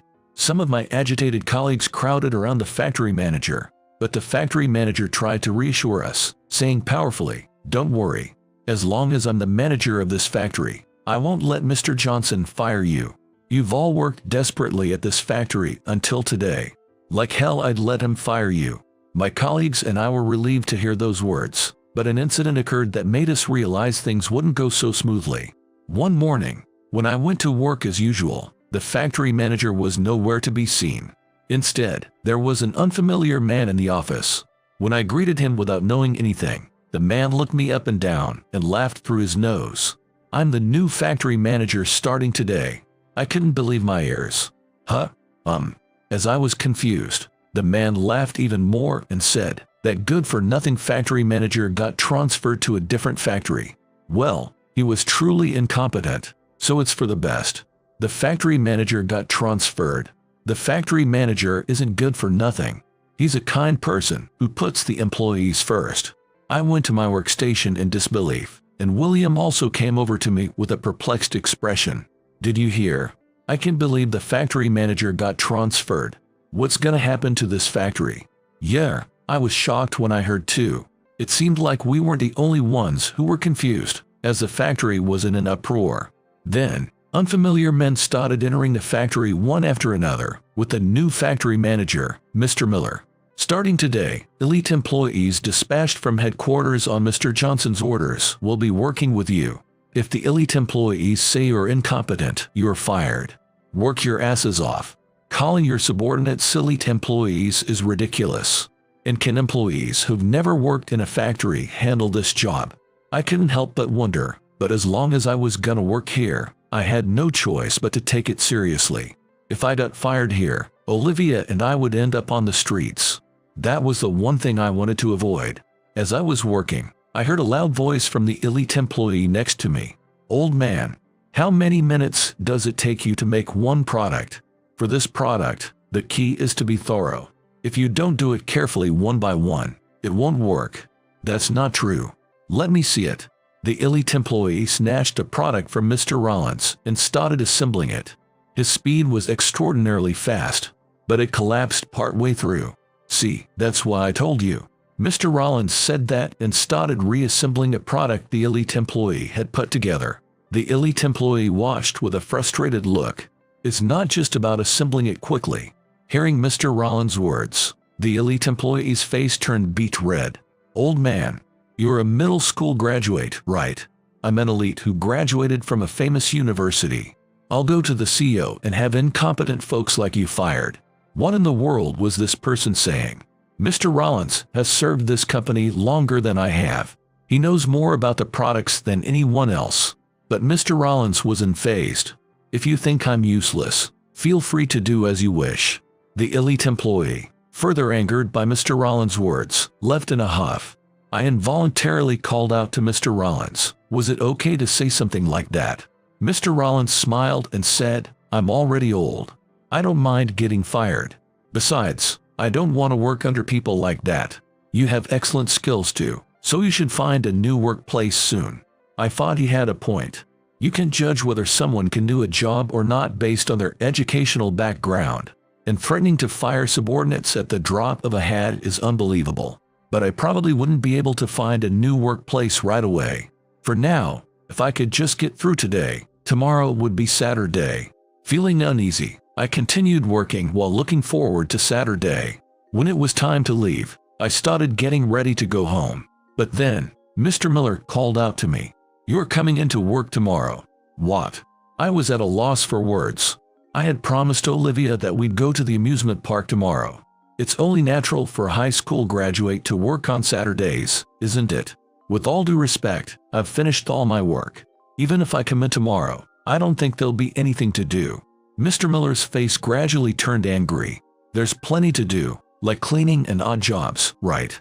High school graduates should work for free. He's telling me to cancel important plans for cleaning and odd jobs. And working for free is unbelievable. I have important plans with my family tomorrow. If it's not urgent, I'd like to take the day off tomorrow.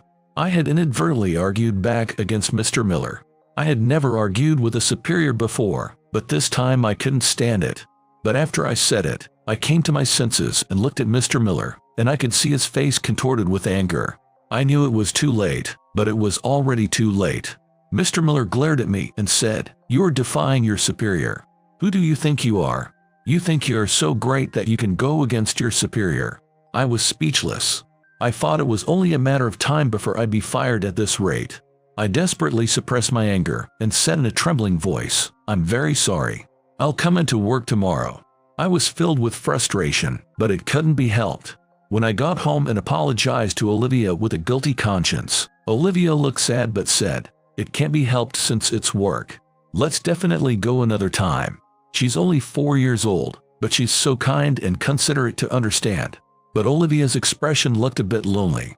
I felt so incompetent for making Olivia feel this way. From then on, odd jobs and such increased without any change in salary, and coming in on Saturdays also increased. Mr. Miller and the other elite employees' attitudes didn't change, and they continued to look down on middle school and high school graduate employees. Until now, going to the company wasn't painful, but ever since the new CEO took over, going to the company had become unbearable for me. Then one day, another incident occurred. When I went to work with heavy footsteps, Mr. Rollins, who sat next to me, was organizing his desk. Wondering about it, I casually called out to Mr. Rollins, "Mr. Rollins, it's amazing that you're tidying up first thing in the morning." Then, Mr. Rollins looked at me with a sad expression. "Actually, Mr. Miller finally gave me my walking papers this morning." What? I couldn't believe my ears. Mr. Rollins got fired. I always thought I'd get fired someday, but when it actually happens, it's sad. Even though I've served this company for 45 years. William, who happened to be near me, also had a surprised look on his face. "I can't believe Mr. Rollins got fired. Isn't there some mistake?" No, I was the only middle school graduate in this factory. They probably had their eye on me. It's sad, but I'm old, so maybe it can't be helped. Looking at Mr. Rollins' face, I was overcome with the urge to do something. "Mr. Rollins, you should be a necessary part of this factory. I'll talk to Mr. Miller." Hearing my words, Mr. Rollins and William desperately tried to stop me. "Don't do it. Never mind about me. If you argue with Mr. Miller now, you'll get fired too. If you get fired, that'll be the end of this factory." But I had reached my limit. Brushing off their attempts to stop me, I hurried to the office. Mr. Rollins and William hurriedly followed after me. When I forcefully opened the office door, Mr. Johnson and factory manager Miller were there. Mr. Johnson had come from headquarters for an inspection today. The two of them looked at my face and grinned. It was a disgusting smile. "What is it? Does the incompetent high school graduate have some business with me?" Mr. Miller spoke while looking me up and down condescendingly. I immediately raised my voice. "Please retract Mr. Rollins' termination. Mr. Rollins has worked solely at this company for 45 years. Then, Mr. Johnson glared at me. "Are you dissatisfied with my personnel decision? I think it'll be a problem if Mr. Rollins leaves the factory because he knows more about the products than anyone else." When I said that, Mr. Johnson started laughing. "Just because one old middle school graduate is gone, my company won't be affected in the slightest. Or what, you want to get fired too? Sounds good. Let's fire Ethan too." There they go again. These people immediately bring up firing at the slightest thing. I continued working, sacrificing my time with Olivia, but I had reached my limit.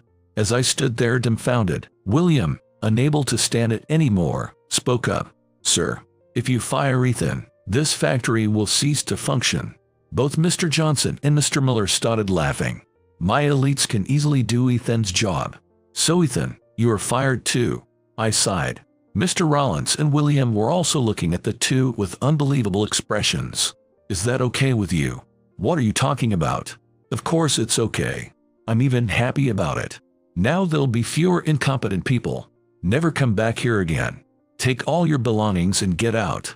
The two were loudly shouting, looking happy. Until recently, I had been working nervously, worried about what would happen if I got fired, but now I had no regrets even if I did get fired. I'm glad to be able to quit a company like this. I no longer cared what happened to this company. I thought that from the bottom of my heart. Are you really quitting? As I was cleaning up my desk, William looked at me with disbelief. It's the CEO's orders, so it can't be helped.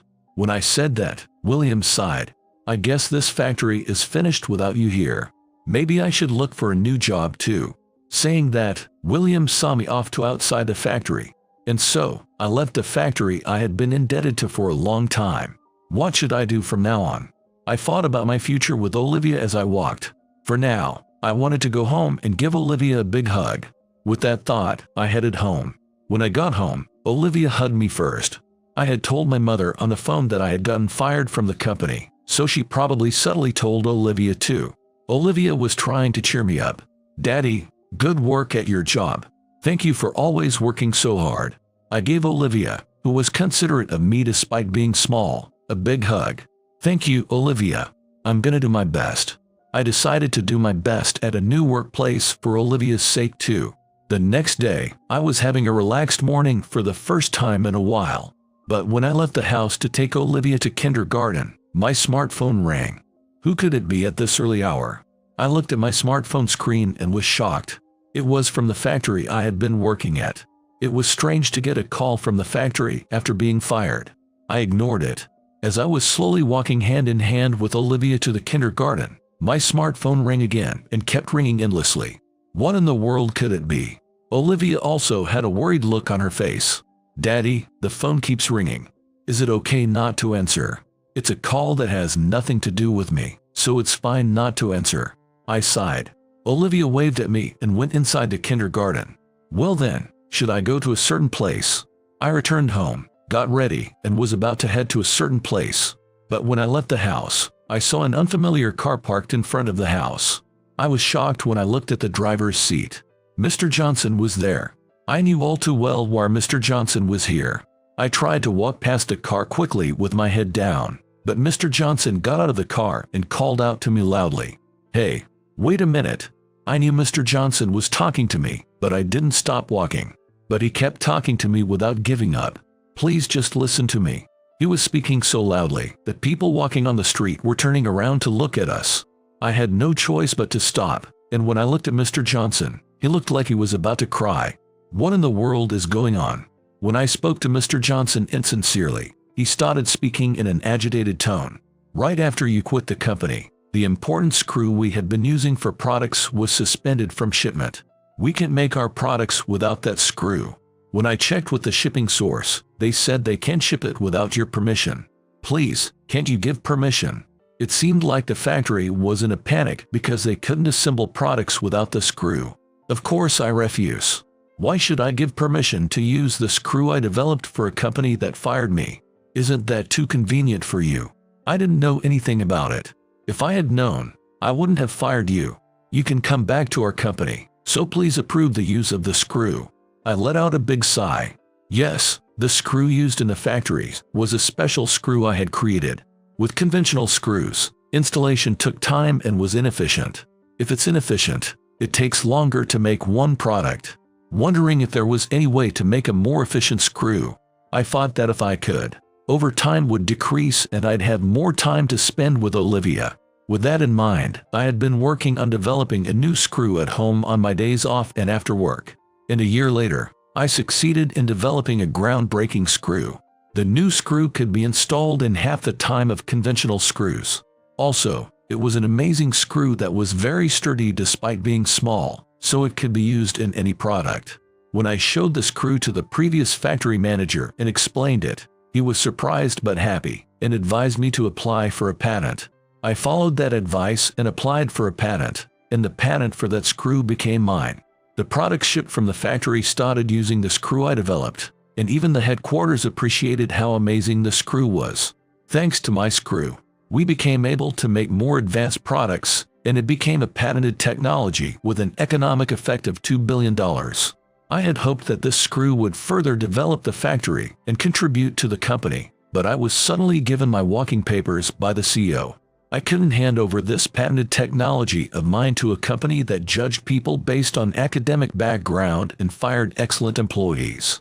With that in mind, on the day I was fired, I contacted the factory that made my screws and asked them to suspend shipment. Of course, even Mr. Johnson couldn't use the screws without my permission.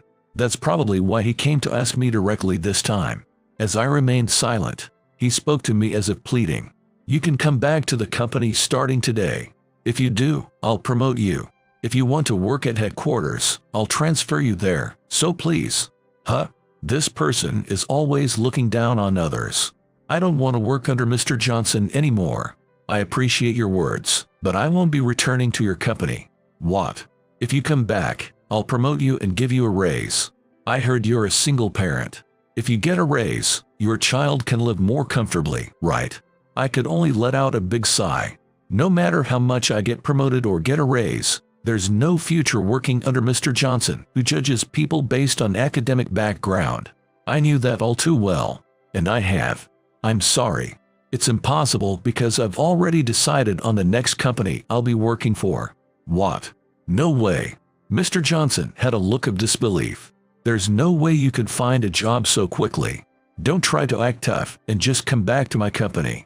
No, it's true. I've decided to work in the manufacturing division of a company that does business with your company. If you don't believe me, try calling and asking. What? Could it be that major manufacturer? No way. By the way, I've decided to transfer the patent for my screw to that company, so it's pointless no matter how much you ask me for permission to use the screw. When I said that, his face turned pale. Well then, I have an interview at that company now, so if you'll excuse me. Saying that, I started walking toward the station.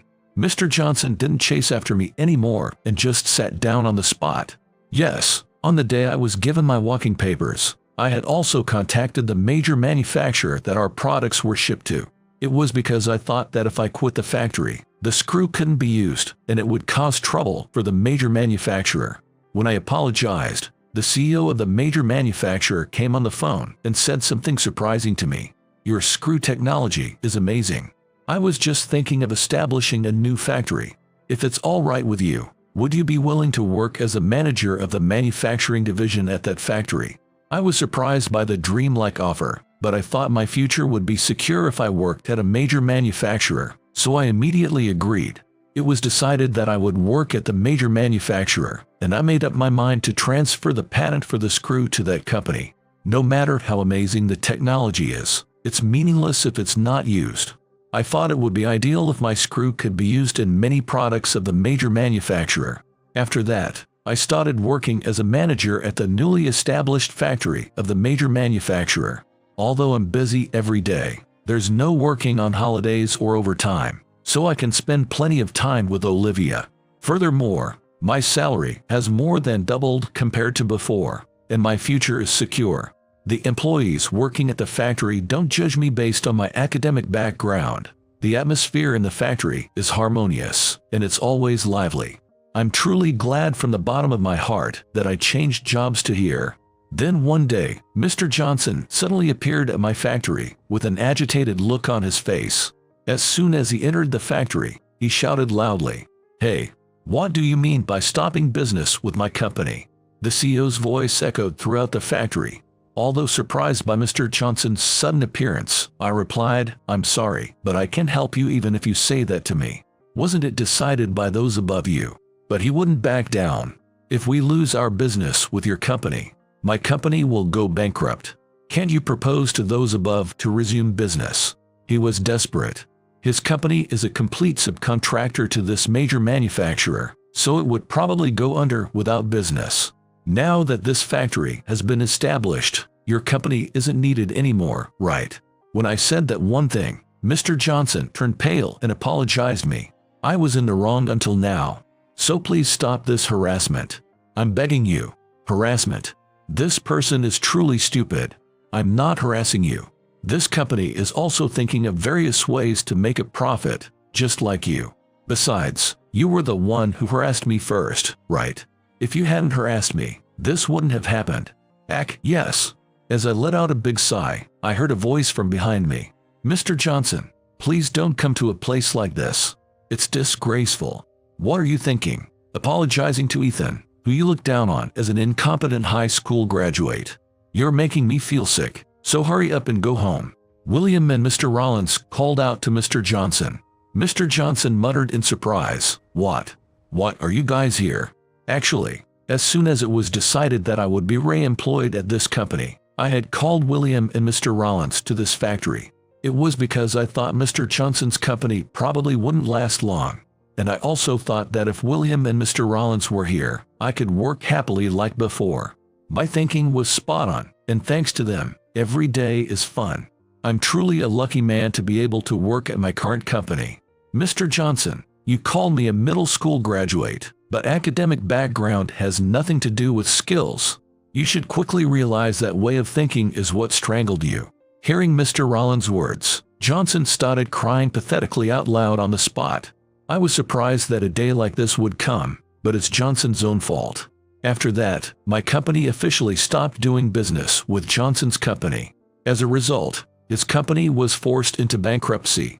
But this was all brought about by his past actions.